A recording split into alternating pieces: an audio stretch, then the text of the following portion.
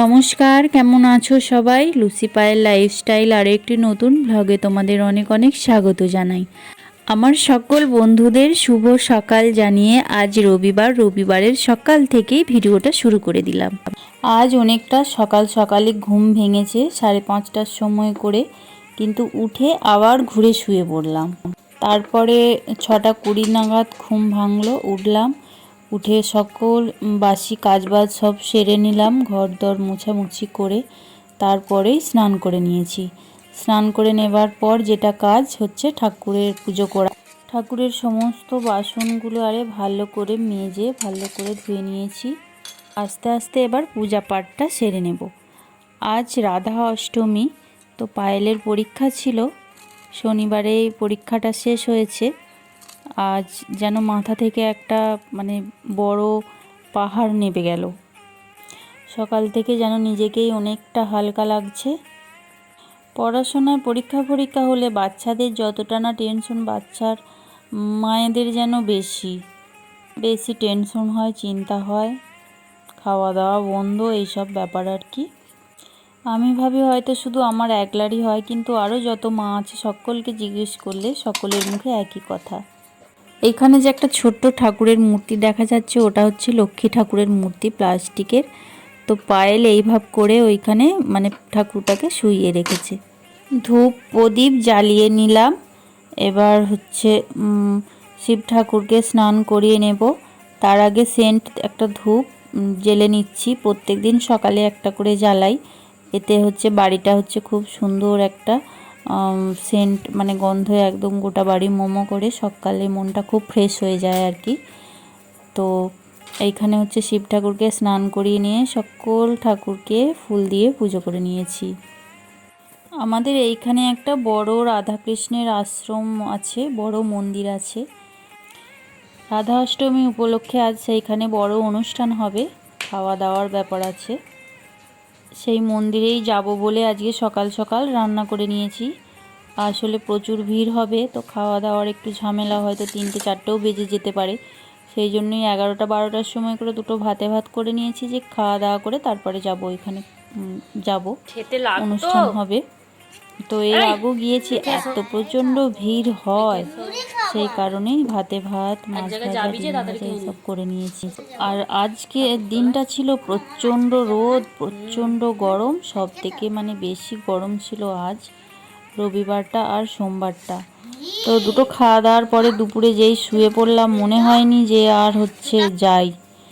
তো সেই কারণেই যাব করে রোদের কারণেই যাওয়া হলো না। খাওয়া দাওয়ার পরে 12টার সময় করে শুয়ে পড়েছিলাম, ব্যাস আলিস্যি ভাব, ব্যাস একদম ঘুমিয়ে পড়েছি। এখন 3:30 মতো বাজে, তো প্রচণ্ড রোদ। জামা কাপড়গুলো সেই জন্য একটু সকালেই তুলে নিচ্ছি, কারণ 4টে-5টার সময় তুলি, তো রোদের কারণে সব শুকিয়েও গেছে আর জামা কাপড়গুলো একদম খড়ে যাচ্ছে। আরও আগে তুলে নিলে ভালো হতো। ওই যে খাওয়া দাওয়ার পরে আলিস্যি ভাব চলে এসছে, আর শুয়ে পড়তেই ঘুমিয়ে পড়েছিলাম, সেই কারণে তোলা হয়নি। সেই কারণে 3:30টের সময় রোদ একদম চারিদিকে খা করছে, জামা কাপড়গুলো তুলে নিচ্ছি। আজকে 2টি জামা কাপড় কাচাকাচিও হয়েছে, ছুটির দিন, স্কুল ড্রেস সব কিছু কাচাকাচি হয়েছে। এরপর হচ্ছে ছাদেও কিছু জামা কাপড় আছে, আর ছাদে চলে যাব। এরপর ছাদে জামা কাপড়গুলো তুলে নেওয়ার জন্য। ঠিকঠাক খাওয়া দাওয়ার ঠিক মতো সময় নেই, ঘুমানোর ঠিক মতো সময় নেই। সেই কারণে কদিন পায়েলের পরীক্ষা ছিল, খুব চাপের মধ্যেই ছিলাম। তো আজকে পরীক্ষা শেষ হয়েছে, এত ঘুমিয়েছি দুপুরে।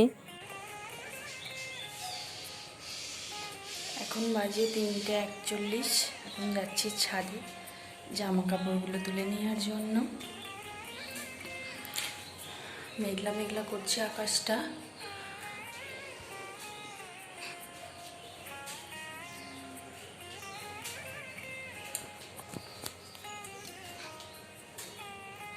আজকে প্রচণ্ড আকাশে রোদ্দুর ছিল, জামা কাপড় সব খড়ে গেল মনে হয়। ছাদে চলে এলাম জামা কাপড় তুলতে, আর আকাশটার দিকে একবার তাকিয়ে দেখি যে মনে হচ্ছে যেন দুর্গাপুজো সামনেই চলে এসছে। এত সুন্দর মেঘ ভাসছে, পেঁজা তুলোর মতো, এত দেখতে ভালো লাগছে। এখনই এবারই মনে হবে শরৎকাল, কাশফুল, এতটা সৌন্দর্য। শরৎকাল এলেই বোঝা যায় আকাশের দিকে তাকালে। তো জামা কাপড় তুলে নেওয়া হয়ে গেছে, এবার চলে যাব নিচে। পায়েল এখনও ঘুমাচ্ছে, ওকে আমি ডাকিনি, কারণ হলো ঘুমানোর আগে পর্যন্ত সব সময় বলছে কখন যাবে কখন যাবে, এই রোদ কমে গেছে রোদ কমে গেছে। আসলে পড়াশোনার চাপে বাড়িতেই তো বেশিরভাগটা থাকা হয়, কোথাও যাওয়া হয় না, সেই জন্য আর কি এইখানে ওইখানে যাবার জন্য বায়না করে। তারপরে হচ্ছে ওর বাবাও যদি বাড়িতে থাকতো হয়তো এদিক ওদিক হয়তো ঘুরিয়ে নিয়ে আসতো, সেটাও পাচ্ছে না, সেই জন্যই মন খারাপ করে। একটু এদিক ওদিক যাওয়ার বায়না করে, একটু কুটুম বাড়ি যাওয়ার বায়না করে। যখন পড়াশোনার অত চাপ ছিল না তখন তো এইদিক ওইদিক ঘুরেছি, কুটুম বাড়িতে অনেক দিন করে থেকেছি, তো সেটাই এখনও ভুলতে পারছি না। বায়না করে ভুলিয়ে রাখি, ওর বাবা যখন আসে এদিক ওদিক ঘুরিয়ে নিয়ে আসে, ব্যাস এইটুকুই। লুসি পায়েল লাইফস্টাইল চ্যানেলে আমি লুসি। আশা করি দেশের যে যে প্রান্ত থেকে ভিডিওটি দেখছো আশা করি ভালো আছো। তোমাদের ভালোবাসায় আমিও অনেক ভালো আছি।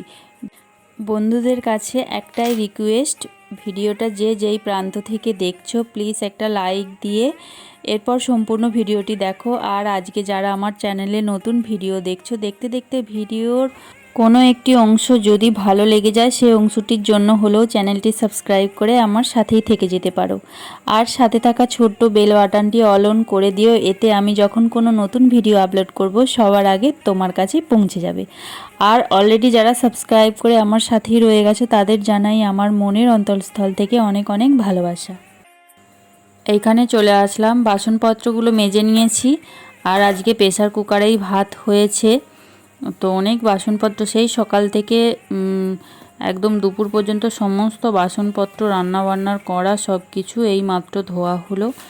ধুয়ে টুয়ে পরও ভাবছিলাম যে পায়েলকে নিয়ে যদি একটু বাজারের দিকে বেরিয়ে ঘুরে আসা যায়, সেই জন্যই আর কি 3:30 থেকেই আর কি কাজবাজ সারতে লেগে গেছি, কিন্তু ওই যে ভালো লাগছে না, এই করে করেই হলো সময়টা কাটিয়ে দিলাম।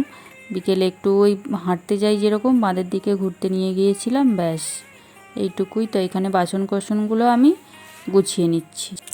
এখন আমি এইখানে যে বাসনপত্র রাখছি, এইখানেই গ্যাস ট্যাস রেখে যখন শ্বশুরবাড়িতে এক জায়গায় ছিলাম, এক ফ্যামিলি এক জায়গায় ছিল, তখন কিন্তু এইখানেই বাসন কোসন রাখা হতো আর এইখানেই রান্না হতো, মানে এটাই রান্নাঘর ছিল, চাল টাল সব এখানেই থাকতো। তো আমি এখন যেইখানে বাসন কোসন রাখছি ওইখানেই আগেও বাসন কোসন এইভাবেই সাজিয়ে রাখা হতো। তখন যেহেতু ফ্যামিলি এক জায়গায় ছিল, যা শ্বশুর শাশুড়ি সকলে ছিল, তো হচ্ছে কাজ ওর তো একটা একটা করে কাজ সবাই মিলে করলে সবার একটা একটা করে মাত্র কাজ, সেই জন্য বাসন কোসন যখনই ধুতাম ধুয়ে মানে গুছিয়েই রাখতাম আর কি। আর এখন একাকে যেহেতু আলাদা, তো সব কাজ একলাকেই করতে হচ্ছে, সেই জন্য তাড়াহুড়ো থাকলে বাসনগুলো ধুয়ে এনে এমনি এখন বসিয়ে রেখে দিতাম, আর পরে আবার গুছাতাম আর কি সময় পেলে। তো এইভাবে করেই কাজ হচ্ছে। আর মনে মনে ভাবছি যে এই কাজটা করব, দূর পরেই করব, কিন্তু এটা এক জায়গায় থাকাকালীন করতে হবে মানে এখনই করতে হবে। আর এখন কেউ নেই মানে চাপ নেই, যখন হবে যখন সময় পাবো তখন হবে, এইভাবে করেই কেটে যাচ্ছে। সেই জন্য সময়ের কাজ সময়ে হচ্ছে না, কাজ পড়েই রয়ে যাচ্ছে, এরকম একটি ব্যাপার আর কি।